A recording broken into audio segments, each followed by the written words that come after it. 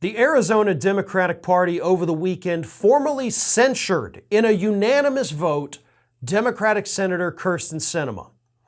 They announced that they took absolutely no joy whatsoever in holding that vote, but felt that it was 100% necessary because Sinema had in fact turned her back on not just her constituents, but the entire country by refusing to reform the filibuster in order to get the voting rights legislation passed. Now, a censure, even a formal censure like the one that took place in Arizona, doesn't come with any real consequences. We've talked about that with regard to the Wyoming Republican Party that censured Liz Cheney. It effectively doesn't do anything to the individual, just lets them know that you're not happy with their job performance. In the case of Liz Cheney, the censure was very stupid because they're not happy that she voted to impeach Donald Trump. But in the Arizona case, I do like the idea of this censure.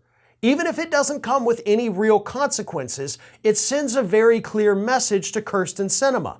You were sent to Washington, D.C. to do a job. We elected you based on the person that you were during your campaign, the person that you were prior to your campaign. At one point, Kyrsten Sinema was a Green Party activist pushing for things like Medicare for all. And then suddenly she goes to Washington, D.C., and as soon as the Democrats gain power, she suddenly realizes, oh wait, I want to be an obstructionist. I want to act like a Republican. I want to be just like the other horrible human beings serving in the Senate, and that is now what I'm going to do. I'm going to turn my back on who I was. I'm going to turn my back on all of the individuals who worked to put me in this spot, and I'm going to do whatever the hell I want, even if it goes against everything that my party is trying to do. That is the decision that Kyrsten Sinema actively made. This is not an accident. It is not a coincidence. She made the decision to be this kind of person, and now she has to deal with the consequences.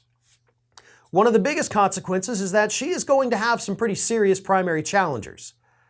She's already got one emerging, Representative Ruben Gallego from Arizona. He is emerging as the early favorite to possibly win a primary battle against her.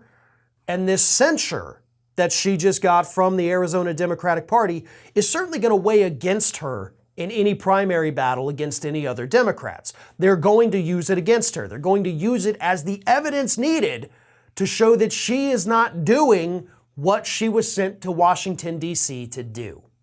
Now, of course, there's also the ramifications of her refusal to reform the filibuster. You basically killed voting rights with that. You and Joe Manchin together have killed any chance the Democrats may have had to enact national voting rights legislation that could undo a lot of the Republican voter suppression that we have seen pop up over the last 12 months. So that is going to weigh heavily on Democrats in November.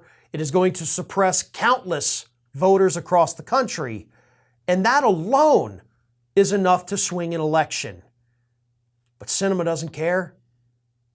She got hers, so to hell with everybody else. This is Hattie. Hattie wants to know why you have not subscribed to our channel. You obviously like our videos, so do us a favor and subscribe.